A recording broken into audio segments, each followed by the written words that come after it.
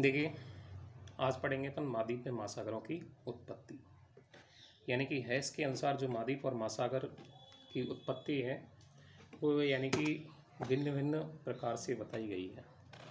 हैस के अनुसार महाद्वीप तथा महासागर जो थे वो यानी कि विभिन्न प्लेटों के ऊपर स्थित थे, और जब ये प्लेटें प्रवाहित हो रही थी तो उनके साथ में महाद्वीप और महासागर की तलहटी का भी विस्थापन हो रहा था।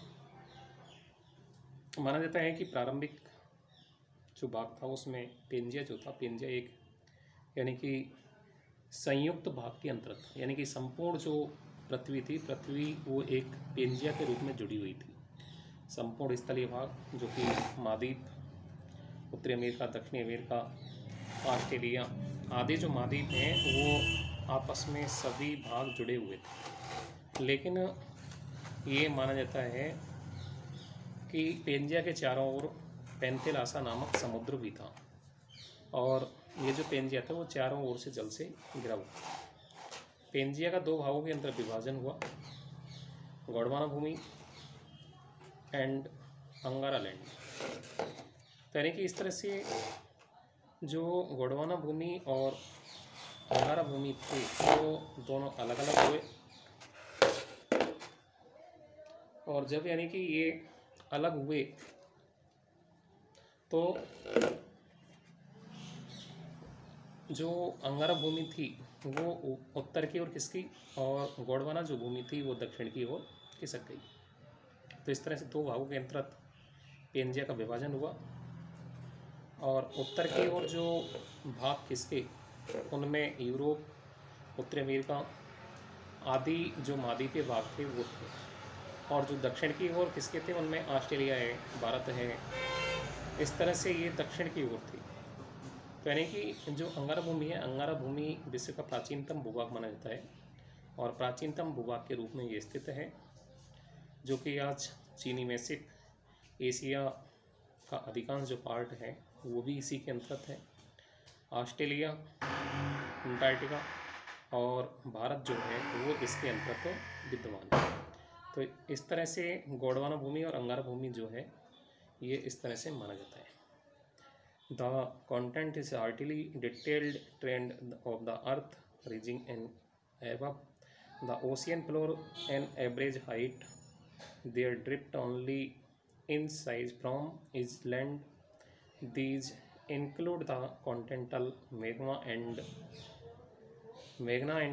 the Magnaland and continental Megaland up to about 600 feet in the ocean. There are 7 continents in the world. Australia is a small continent. Sometimes it is also said that there should be range between basin and both sides. The basin in the middle of the continent, but Eurasia in the explanation. Most contents are bordered by the large mountain. The above 7 countries, over 28% of the world. Europe can be considered as a part of Asia in a physical terms. The continents of Asia and Europe are separated from the each of other by the Gibraltar Strait, all Mano and their Suez Channel. Continents of Africa, Europe, Asia surrounded by the ocean. These are continents extend Cape in the north and Cape Good Hope in the south. These three continents cover 66% of the plot and inhabited by in the world population. The world of highest peak, Mount Everest, and deepest place, Dead Sea, is located in Asia.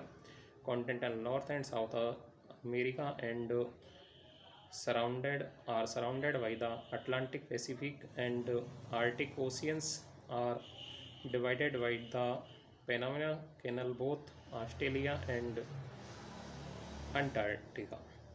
यानी कि प्रशांत महासागर जो है, प्रशांत महासागर से उत्तरी America और दक्षिणी अमेरिका जो हैं वो घिरे हुए हैं, और ऑस्ट्रेलिया जो है वो प्रशांत महासागर और आर्कटिक महासागर का भाग इसके अंदर आता है। तो इस तरह से यानी कि उत्तरी अमेरिका दक्षिणी अमेरिका जो हैं ये दोनों ही पश्चिम की तरफ विस्थापित हुए, और ऑस्ट्रेलिया जो है वो दक्षिण की तरफ विस्थापित हुआ। ऑस्ट्रेलिया से अलग होकर के प्रायद्वीपीय भारत जो है वो उत्तर की ओर अलग हुआ। तो इस तरह से ये जो माना जाता है, यानी कि वेगनर के महाद्वीपीय विस्थापन के सिद्धांत के अनुसार ये दो बलों के कारण इसका खिसकाव माना जाता है, जिसमें भूमध्यरेखीय बल और गुरुत्वाकर्षण बल माना जाता है। गुरुत्वाकर्षण बल के कारण ये दक्षिण की तरफ खिसके, यानी कि साउथ की तरफ, और गुरुत्वाकर्षण बल के कारण ये उत्तर की ओर खिसके। तो इस तरह से महाद्वीपों का खिसकाव हुआ। सागर नितल के प्रसरण की जो संकल्पना है उसके बारे में आज भी ये स्पष्ट होता है कि अटलांटिक महासागर का विस्तार हो रहा है और प्रशांत महासागर का संकुचन हो रहा है।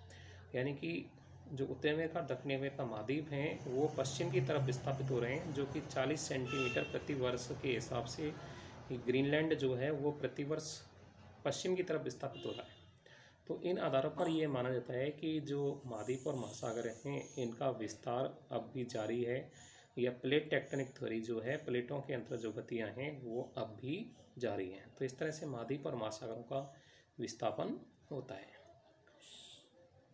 हैस के अनुसार जो बताया गया कि महाद्वीप और महासागर विभिन्न प्लेटों के ऊपर स्थित हैं, जब ये प्लेटें प्रवाहित होती हैं तो उनके साथ महाद्वीप और महासागरों की तली भी विस्थापित होती है। कार्बोनिफेरस पेंजिया के विभिन्न प्लेटों के स्थानांतरण प्रवाह के कारण वर्तमान महाद्वीप और महासागरों का रूप प्राप्त हुआ है। यानी कि जो महाद्वीप और महासागर हैं वो उत्तर की तरफ विभिन्न दिशाओं की खिसके किसके हैं, जो कि विभिन्न बलों के अनुसार ये किसके हैं। तो इस तरह से महाद्वीप और महासागरों की उत्पत्ति के बारे में अपन जान सकते हैं।